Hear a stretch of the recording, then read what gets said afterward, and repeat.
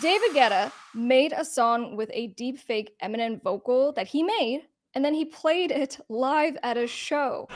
This is the future rave sound. I'm getting lost in an underground. And this is pretty crazy because the what he did wasn't a sample, right? He's not Right. taking and manipulating an Eminem vocal. He's not having someone come in the studio and pretend to be Eminem. He actually, and this is what he said, he went to one website, right? So with the first website, it's like an AI website, and you go, "Hey, I want a verse written in the style that Eminem writes in." And the AI website generated some lyrics. And Right. then he went to a second website and he goes, "Hey, AI website, I want you to now use these words and put it in the voicing of Eminem." And it came out creepily very close to what Eminem sounds like. So I would have believed it.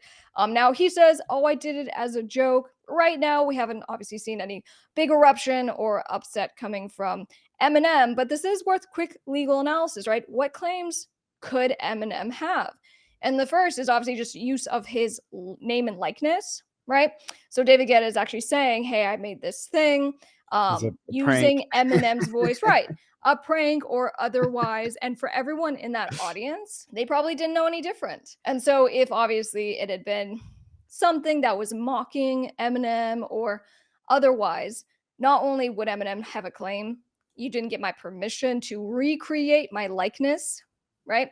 But then obviously, if you did it in a way that was insulting to me or to other people, then maybe it's defamation.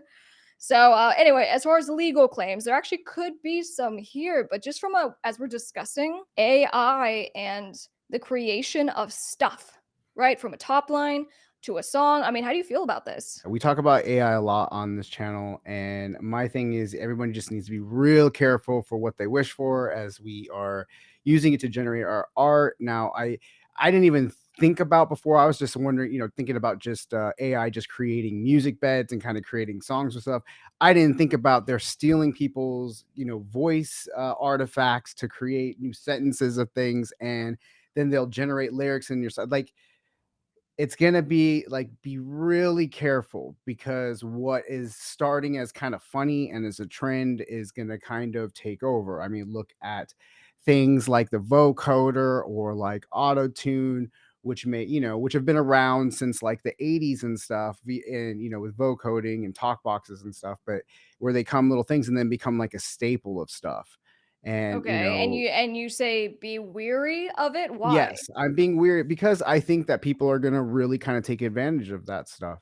I think not necessarily maybe not the voice mapping so much because that's a little more kind of on the nose, but I mean, just being lazy about writing your lyrics.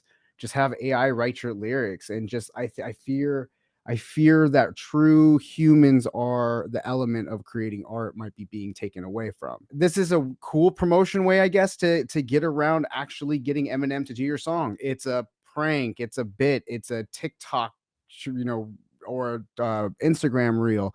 It's I'm just kind of people are so entitled just to take whatever they want from whatever it is and use it to promo their stuff. So he's like, I'm never going to officially release this thing. Well, that's great, but you've just played it for, tens of thousands of people at the festival. Your clip went viral. Everyone's covering it. Everyone is hearing it. So you did use Eminem's name and likeness for your promotion, whether it be for likes and validation or whether it be for, getting Right. money. But I mean, he is getting compensated or he is, earning money from this Eminem prank. Yeah, and guys, you don't, beware, don't steal someone's whatever it is and be like, "Oh, I only released it on SoundCloud. I didn't make money from it." No, if you benefit in any kind of way, and even if you don't, you are still going to run into legal problems very likely. Now, let's talk real quickly about the deep fakes, right? So, Yeah. TikTok, the deep fake channels that I've run across for like Keanu Reeves, for example. Has anyone else seen that stuff? It's incredible. And it even has confused me sometimes when I've seen different people like, "Oh my gosh, this guy's on TikTok now." And then you I've realize that seen it's a I've seen some Morgan Freeman stuff that's crazy. It's insane what people are doing. This is gonna be a really weird world. Like, I hate to keep saying that, but it's going to, like, when the deep fakes get so good that, like, your political figures you can't tell or your favorite artists you can't tell anymore. It's not like I don't know. It's not like some guys in a suit trying to pretend to be Bigfoot I anymore. You know feel what I like mean? social media private owners would adapt with that. You've seen that a little bit, that they'll make some kind of change on their private platforms to Mm, try to control. I think it was like a political thing initially, but even in this, right? So just to make sure that if you aren't actually the person, you can't have a profile pretending to be that person. I think that the way to, have checks and balances is to make sure that these companies are in fact doing it. And if they don't, that's usually when yeah. government is like, all right, now I got to do this bill, now I got to do this legislation. I just get real weary just how because everything is just so accessible to the everyday person, this technology. And so, and it just it's not going to get worse. It's just going to get better. I use the video game reference. Look where, where Atari video games started or in television and where it's at now with the graphics. And it's going to so I'm talking like 5 years. I'm talking 10 years. This world, the landscape is going to be crazy for that.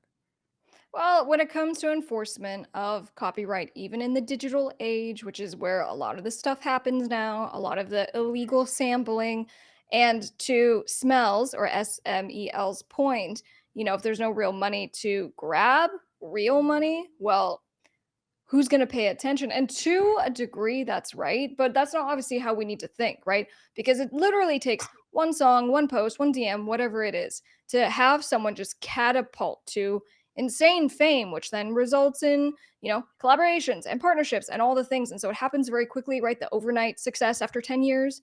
And the point just being that even though if you're stealing stuff, right, music, you're sampling without authorization, you probably are going to get away with it for a long time. It doesn't change the fact that you are violating people's copyrights and that they might have statutory damage claims against you. And they can be like, hey, judge, I want my $150,000 via statutory damages. And they might get him. So it's just kind of like, you can speed. If there's no one Right. around, you can go 200 miles an hour. Can you even go that fast? I don't even know. You can, but it's just understanding that there's still potential liability and harm.